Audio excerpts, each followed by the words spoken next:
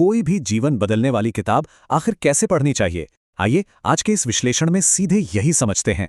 क्या किताबें सिर्फ पन्ने पलटने के लिए हैं? बिल्कुल नहीं। चलिए पढ़ने के पुराने तरीकों को पीछे छोड़ते हैं। ऐसी किताबें असल में नया जीवन उद्देश्य जगाती हैं। इनसे भविष्य के लिए एकदम नए विचार और लक्ष्य मिलते हैं। पूरी किताब एक बार में गटक लेने से जरूरी बातें अक्सर छूट जाती हैं। हमेशा धीरे धीरे और समझकर पढ़ना चाहिए। एक बार में सिर्फ एक चैप्टर पढ़ने से फोकस बढ़ता है। इसी से बातों को गहराई से समझते हैं। अब सबसे दिलचस्प बात, किताब को सिर्फ पढ़े ही नहीं बल्कि उसे एकदम एक वर्कबुक की तरह इस्तेमाल करें। इसके लिए कुछ टूल्स बहुत काम आते हैं, जैसे colourful highlighter, clear sticky notes और पेज मार्कर। है ना कमाल? सही ज्ञान खोजना बिल्कुल सोना खोजने जैसा है। शब्दों की भीड़ से सबसे काम की सलाह छांटनी पड़ती है। जरूरी बातों को हाईलाइट करना और साइड में नोट्स लिखना विचारों को सही ढंग से बांटने में बहुत मददगार है।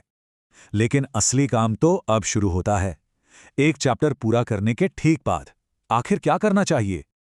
अगले चैप्टर की जल्दबाजी बिल्कुल ना करें। रुकें और सीखी गई बातों पर जीवनसाथी या करीबी दोस्त से चर्चा करें। ऐसे इंसान की निष्पक्ष राय बहुत काम आती है, जो हमारी सारी खूबियों और खामियों को अच्छी तरह जानता हो। इस चर्चा के बाद बना एक्शन प्लान सीखी गई बातों को पक्की कामयाबी और ठोस हकीकत में बदल देता है। इस एक्शन प्लान के बस 3 हिस्से हैं। क्या हासिल करना है, इसे कैसे करना है और समय सीमा क्या होगी।